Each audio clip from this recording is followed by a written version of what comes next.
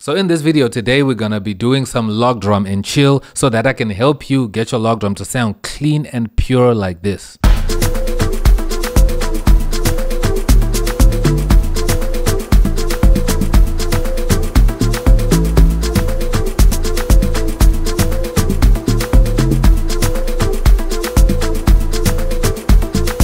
I've made log drum videos before, but I just want to emphasize my technique and how I use log drum to make it really hit and stand out in the mix, because sometimes if you mix your log drum wrong, when you get to the part where the log drum plays, everything just starts to feel super compressed, and all the other instruments, they just feel like they're being squashed and like being drained, and the life out of them is being squeezed out and you don't really feel them. So if you really want a clear log drum based in your music, just follow these techniques. And what I'm doing here, I'm going to be doing it in Logic, but you can follow the techniques no matter what DAW you're using. So I have a track here where I have my log drum sound, and the first thing I'm just going to get out the way is that the log drum itself is basically comprised of two sounds. As you know, we have the log drum sound itself, and then we also have a sub bass that is layered. So let me play this back so that you can hear how everything is sounding right now. And keep in mind, on this track I took off the mastering. As you can see right here on the side, all the mastering is off, so this is just the mix so that we can just hear how everything sounds before we get to the mastering. At the end of this video, I'll turn on the mastering and then we can take a listen with the mastering. So here's what it sounds like with just the log drum alone without anything. So let's start there.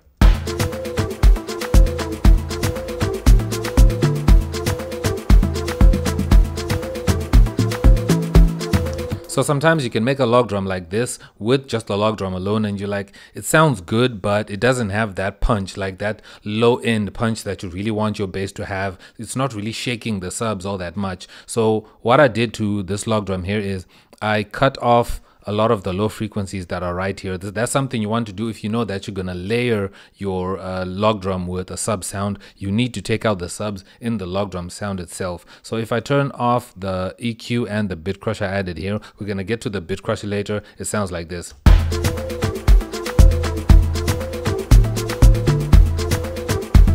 So it's sounding great, but you cannot really tell so much of a difference because I took out a lot of low sounds out of it. So if I just solo it one time.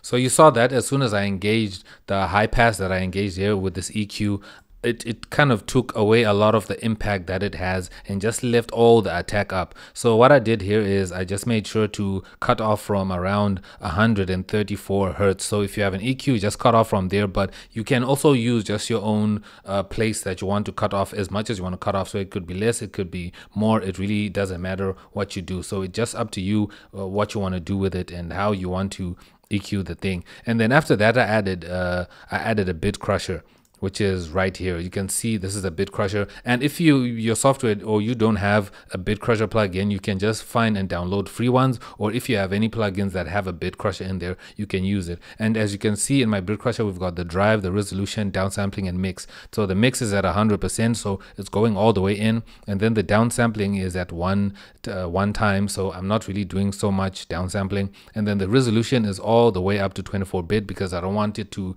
kind of break down the sound and make it make it sound like a lower resolution. And then the drive is what I was interested in. I just added 2 dB of drive. So I'm gonna cut off the bit crusher, and then I'm gonna stop playing the bass, and then I'm just gonna cut the bit crusher on, and then you're gonna hear a little bit of a difference. So let me play it back.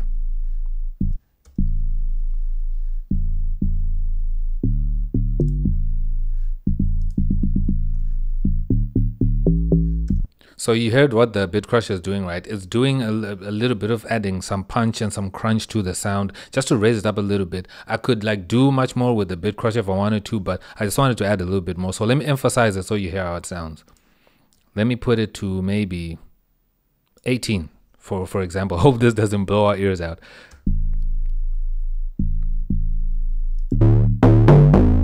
So that's too much. It's sounding too wild. So you want to turn it down. So around maybe 8 dB here sounds good, but it's still a bit too much for my liking. So let's turn it down maybe to 4.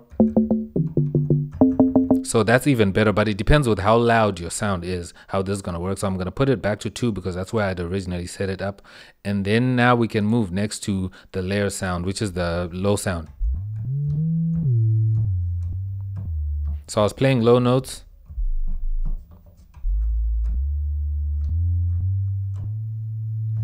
So this is the bass.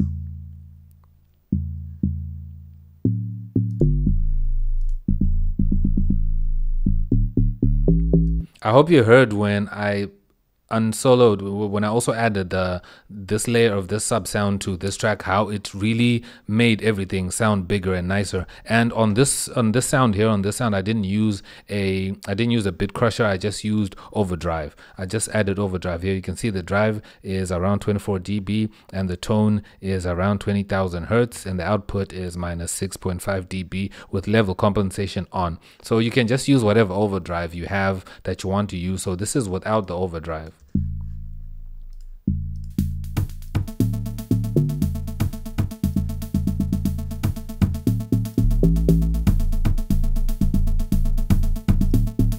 So you can see that these effects are not really doing so much in the track. They're just adding a little bit of some punch to the track so that it sounds great. So let me unsolo everything like this.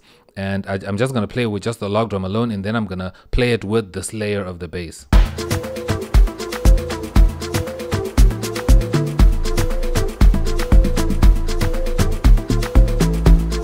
So how powerful is that? That sounds really powerful. And then now next I'm going to go to the mixing of all of this. So what I'm going to have you see is the levels of how everything is leveled. And I'm mostly concerned when it comes to my bass sounds, how they relate to the kick, like the relationship between my kick and the bass, because that's where you usually get a lot of clashing. So if I play you my kick right here, so you can see that it's peaking around minus 3 dB, right? It's peaking around there. And then if I go to just my log drum sound, it's peaking around minus 9 dB. So it's much lower, like it's lower than the kick, a little bit closer, but it is lower than the kick. And then if I go to the sub sound,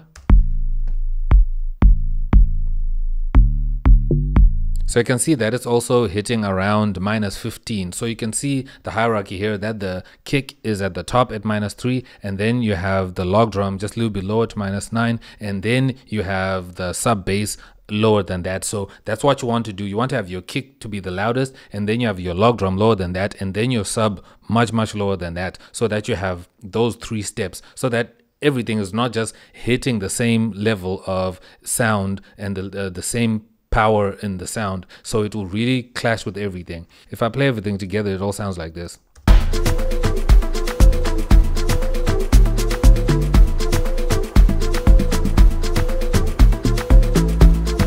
So you hear no clashing, you hear nothing. I didn't sidechain or do anything like that. And then now if I turn on all the mastering, this is how the track is gonna sound.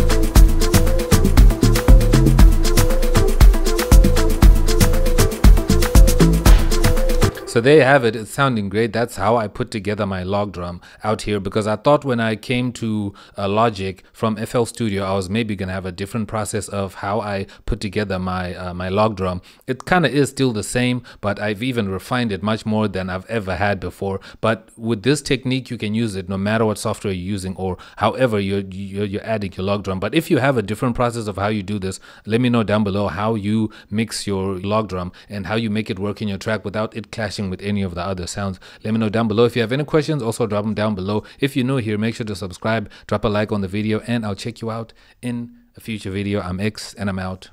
Peace.